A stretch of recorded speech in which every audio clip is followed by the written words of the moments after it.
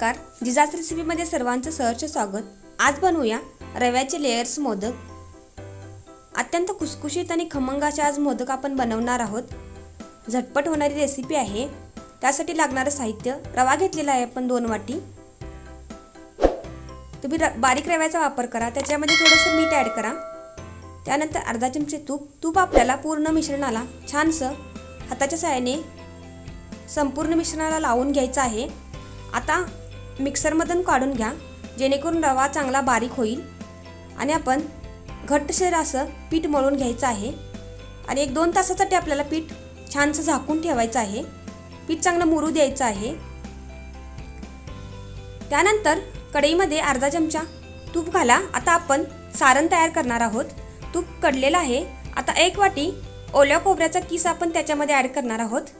छानसं भाजून घ्या, 1 मिनिट लागेल छानसं भाजायला। आता त्याच्यामध्ये आपण अर्धी वाटी साखर ॲड करणार आहोत। त्यानंतर अर्धा चमचा वेलची पूड। मिश्रण चांगलं मिक्स करून घ्या। साखर पूर्णपणे आपल्या ओल्या खोबऱ्यामध्ये मिक्स झाली पाहिजे। तुम्ही बघू शकता साखर आता छानशी ऑब्झर्व झालेली आहे।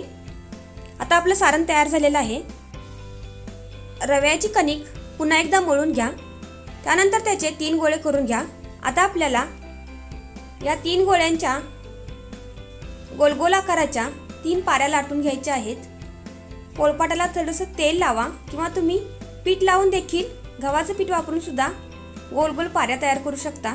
अशा प्रकारच्या 3 मोठ्या पाऱ्या आपण 3ही गोळ्यांच्या लाटून घ्यायच्या आहेत। अगदी अलगद हाताने लाटा। त्यानंतर साठा तयार करून घ्या। 2 चमचे कॉर्नफ्लॉवर पिठामध्ये आपण 2 चमचे तूप मिसळणार आहोत। एकदम घट्टशीर साठा तयार करा। आता साठा आपला पहिल्या पारीला नीटसा लावून झालेला आहे। त्यानंतर दुसरी पारी त्याच्यावर घालून घेऊया। त्या पोळीला सुद्धा छानसा साठा सर्व बाजूनी सारखाच लावून घ्यायचा आहे। त्यानंतर तिसरी पोळी आपण लावून घेऊया। छानसा साठा लावून घ्या। आता गोल गोल गुंडाळी करून घ्यायची आहे। आपल्याला पूर्ण 3ही पोळ्या पूर्णपणे पॅक बंद करून घ्यायच्या आहेत। छानसं फिरवून घ्या, म्हणजे आणखीन पातळ व्हायला मदत होईल। आता आपली लाटी छानशी पातळ झालेली आहे, तुम्ही बघू शकता। आता चाकूच्या सहाय्याने लहान लहान आकाराचे आपल्याला काप करून घ्यायचे आहेत, गोळे करून घ्यायचे आहेत। एकदम बारीक आकाराचे आता आपले सर्व काप तयार झालेले आहेत। आता तुम्ही बघू शकता लेयर्सची बाजू आपल्याला आतल्या बाजूला घेऊन वरून पातळ अशी पारी लाटून घ्यायची आहे। थोडा थोडा पिठाचा वापर करा, भरपूर अशा पिठाचा वापर नका करू। त्यानंतर त्याच्यामध्ये आपण तयार केलेलं ओल्या खोबऱ्याचं सारण ॲड करणार आहोत। आता छोट्या छोट्या कळ्या तयार करून आपल्याला मोदक छानसा पॅक बंद करून घ्यायचा आहे। आपला मोदक असा तयार झालेला आहे। आता कढईमध्ये तेल कडवायला ठेवलंय। तेल चांगलं कडकडीत गरम झालेलं आहे। तर त्याच्यामध्ये मध्यम आचेवर आपल्याला मोदक तळून घ्यायचे आहेत। सर्व बाजूनी सारखेच आपल्याला छानसे मोदक तळून घ्यायचे आहेत। आता छानसं परतून घ्या, खालच्या बाजूनी छानसं भाजून घ्या।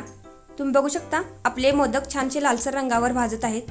मोदक आपण करत्यावेळी छानसा पॅक बंद केल्यामुळे तेलामध्ये मोदक फुटण्याची चिंता नाही। तुम्ही बघू शकता मध्यम आचेवर आपले मोदक छानसे भाजलेले आहेत। आता पूर्णपणे तेल नितळून घ्या। मोदक आता बाजूला काढून घेऊया। अशा प्रकारे आपले सर्व मोदक तयार झालेले आहेत। अतिशय रुचकर लागतात। एकदा नक्की ट्राय करा। व्हिडिओ आवडल्यास लाईक करा, शेअर करा, चॅनल सबस्क्राईब करायला विसरू नका। धन्यवाद।